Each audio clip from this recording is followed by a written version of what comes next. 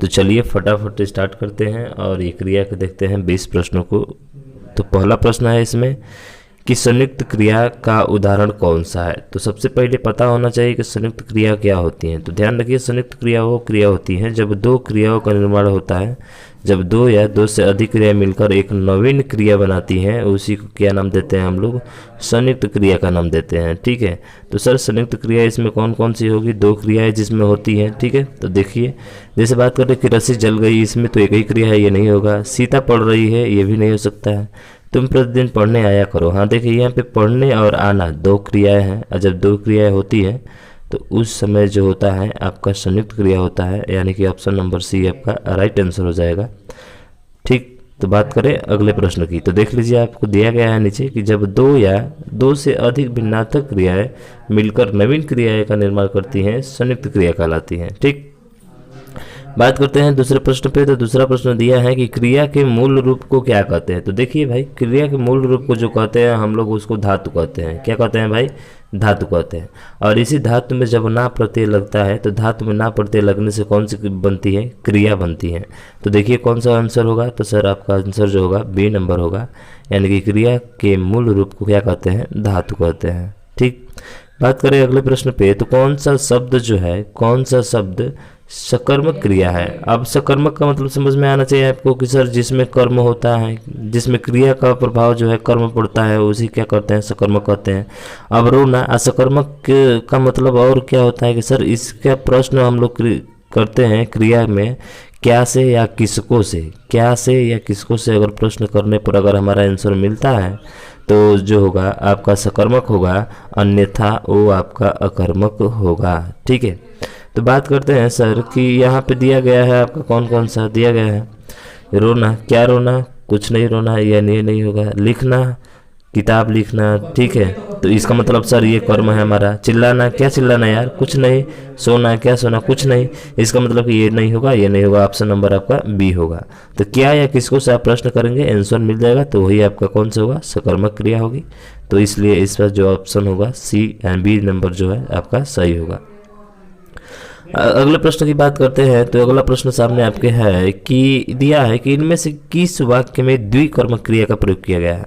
द्विकर्मक का मतलब सर कि दो कर्म होंगे, जैसे कि रमेश और मयंक दिल्ली जाएंगे। तो क्या जाएंगे, कुछ नहीं, नहीं मिल रहा है, यहाँ तो होगा ही नहीं, ये तो अकर्मक कैसे ही है। संगीता ने राधा को पुस्तक दी। अब क्या दी, पुस्तक, किसको, राधा को। तो इसमें दो मिल गए, क्या से भी मिला, किसको से भी मिला। और जब क्या और किसको से मिलता है तो वहाँ पे द्विकर्मक क्रिया होती है, यानी कि ऑप्शन नंबर बी आपका राइट आंसर होगा। फिर आगे देखने की जरूरत नहीं है। ठीक है, चलिए बात करते हैं अगले प्रश्न पे। तो फिर अगला प्रश्न आपके सामने ये रहा, क्या है कि इनमें से किस वाक्य में पूर्वकालिक क्रिया है। देखिए पूर्वकालिक क्रिया है, पूर्वकालिक बोला है, पूर्वकालिक।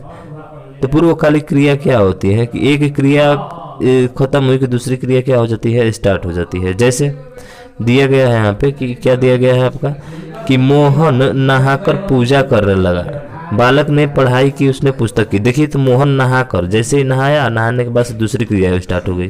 तो जब दूसरी क्रिया स्टार्ट हो जाती है वही क्रिया का नाम देते हैं पूर्वकालिक क्रिया देते हैं। अगर देखा जाए तो ऑप्शन के द्वारा, तो पहला जो ऑप्शन है आपका वो राइट आंसर होगा, यानी मोहन नहाकर पूजा करने लगा।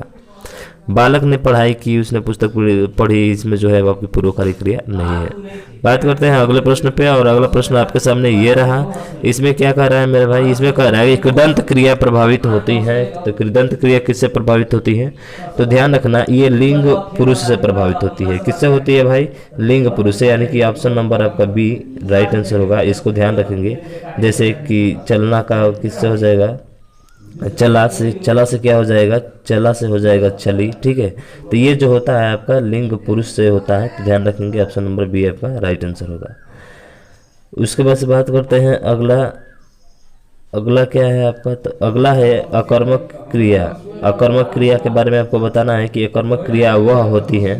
तो देखिए अकर्मक क्रिया वह होती है जिसका फल कर्म पड़ता है। तो जिसका फल कर्म पड़ता है वो सकर्मक होती है, तो ये तो नहीं होगा हमारा। ठीक, जिस क्रिया में कर्म की आवश्यकता नहीं होती है, सही बात है, जिसमें कर्म की आवश्यकता नहीं होती है उसे अकर्मक कहते हैं। अ का मतलब नहीं, अकर्म का मतलब कर्म। जिसमें कर्म नहीं हो उसे अकर्मक क्रिया के नाम से हम लोग जानते हैं।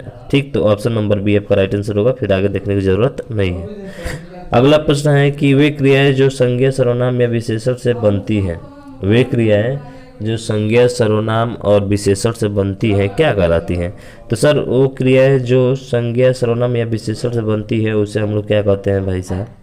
तो उसे हम लोग नाम धातु क्रिया कहते हैं। ऐसे भी देख लीजिए क्या आ रहा है इसमें, संज्ञा आ रहा है, सर्वनाम आ रहा है, विशेषण, तो इनको जो बोलते हैं हम लोग नाम धातु क्रिया बोलते हैं। यानी कि ऑप्शन नंबर ए आपका राइट आंसर होगा, आप ध्यान रखेंगे इसको। ठीक, बात करें 9 प्रश्न पे, तो 9 प्रश्न है आपके सामने कि जिस क्रिया का फल कर्म पर पड़ता है, सभी पढ़े हैं भाई, जिस क्रिया का फल कर्म पड़ता है उसे सकर्मक क्रिया कहते हैं। क्या कहते हैं? सकर्मक क्रिया। प्रेरणार्थक क्रिया का उदाहरण नहीं है। देखिए प्रेरणार्थक क्रिया का मतलब होता है एक दूसरे को आदेश देना, जैसे गोविंद ने राम को जगवाया, सही बात है, प्रेरणार्थक क्रिया है। रमेश मजदूर से पेड़ कटवाता है, ये भी प्रेरणार्थक क्रिया है। प्रशांत अनिल से पत्र लिखवाता है, ये भी है। तो इसने पूछा है नहीं है, तो नहीं है, तो देखिए अब जब 3 नहीं है तो चौथा तो होगा ही, 3 है तो चौथा तो नहीं होगा। देखिए वह खाना खाकर सो गया, नहीं ये नहीं, पूर्वकालिक क्रिया है, तो इसलिए ऑप्शन नंबर आपका ये सही होगा, ये सभी क्या होंगे? गलत। ठीक, इस प्रश्न के अकॉर्डिंग। अगला प्रश्न की बात करते हैं, तो अगला प्रश्न आपके सामने ये रहा, कह रहा है कि 11वां प्रश्न है कि चिड़िया आकाश में उड़ रही है, तो उड़ रही है इस वाक्य में क्रिया किस प्रकार की है? क्या अकर्मक क्रिया है, सकर्मक क्रिया है, प्रेरणार्थक क्रिया है, या सहायक क्रिया है? तो देखिए भाई उड़ रही है, क्या उड़ रही है? चिड़िया। ध्यान रखिए जब भी प्रश्न करने पर क्या है, किसको से अगर हमारा जो मिलता है सब्जेक्ट मिलता है यानी कर्ता मिलता है, ठीक है, तो वहाँ पे हमेशा अकर्मक क्रिया होती है। क्या होती है? अकर्मक क्रिया होती है। क्रिया का प्रभाव अगर कर्ता पे पड़ता है, ठीक है, तो ध्यान रखिएगा वहाँ पे जो होगा आपका अकर्मक क्रिया होगी, यानी ऑप्शन नंबर ए आपका राइट आंसर होगा, ध्यान रखेंगे। ठीक, बात करते हैं द्विकर्मक हेतु असत्य कथन है। तो देखिए द्विकर्मक हेतु असत्य कथन क्या है, तो ध्यान रखेंगे द्विकर्मक क्या होता है? वाक्य में प्रयुक्त प्रथम कर्म प्रसर्ग रहित होता है, क्या सही है? वाक्य में प्रयुक्त द्वितीय कर्म निर्जीव होता है, क्या सही है? वाक्य में प्रयुक्त द्वितीय कर्म मुख्य कर्म होता है, या वाक्य में प्रयुक्त द्वितीय कर्म प्रसर्ग रहित होता है? तो ध्यान रखिएगा जो कर्म होता है ना, कर्म में हमेशा जो प्रथम होता है वो प्रसर्ग सहित होता है। क्या होता है? सहित होता है। तो इसने बोला है प्रसर्ग रहित, यानी प्रसर्ग नहीं होता है, जो कि ये गलत है। ठीक है, तो यही आपका गलत पूछा है, तो ऑप्शन नंबर आपका कौन सा होगा? ए होगा। बाकी तीनों सही होंगे, क्योंकि वाक्य में जो प्रयुक्त द्वितीय कर्म होता है वो निर्जीव होता है, और प्रथम कर्म जो होता है वो आपका क्या होता है? सजीव होता है और प्रसर्ग सहित होता है।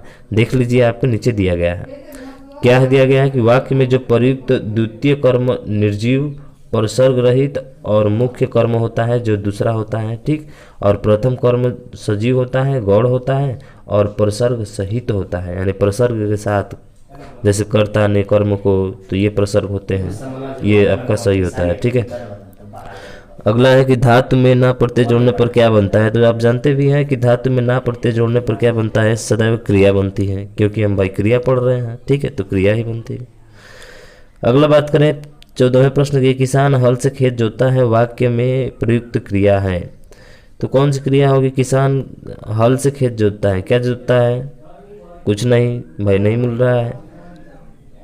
किसान क्या जोतता है? किसको जोतता है? नहीं मिल रहा है। क्या जोतता है? हाँ, क्या जोतता है? तो आपका खेत जोतता है। देखिए यहाँ पे आंसर मिल रहा है, क्या जोतता है? तो खेत, यानी एक कर्म है। किसको जोतता है? तो नहीं मिल रहा है, यानी कि क्या से सिर्फ प्रश्न हमको मिल रहा है, तो ये एक कर्मक होगा। कौन सा होगा? एक कर्मक होगा।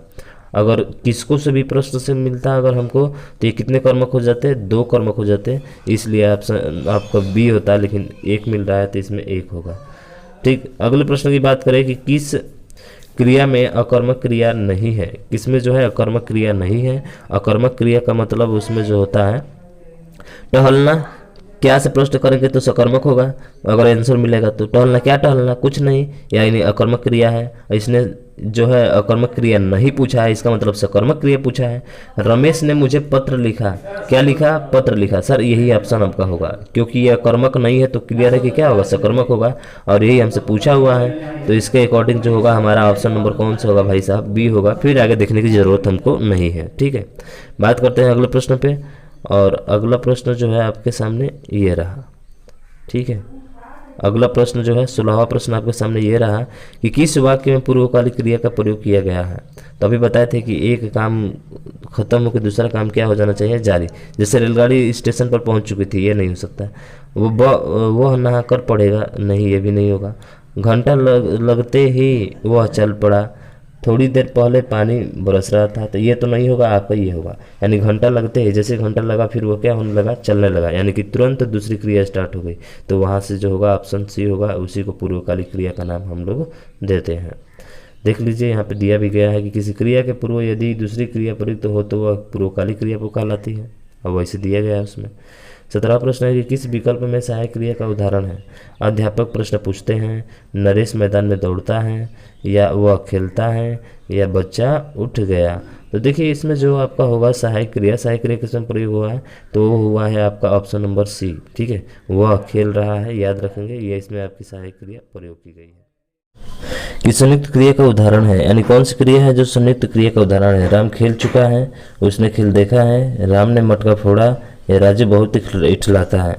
तो देखिए यहाँ पे मटका है, बहुत है, खेल है, तो ये सब जो है आपके नाउन, संज्ञा और विशेषण का है। ठीक है, तो ये तो हो नहीं सकते। कम से कम संयुक्त क्रिया के लिए हमको दो क्या चाहिए, दो जो है आपकी क्रिया चाहिए, दो या दो से अधिक क्रिया मिलकर जो होती है एक संयुक्त क्रिया बनाती है।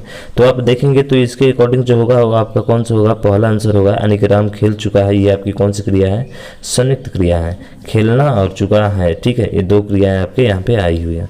तो इसलिए याद रखेंगे ऑप्शन नंबर ए आपका राइट आंसर हो जाएगा।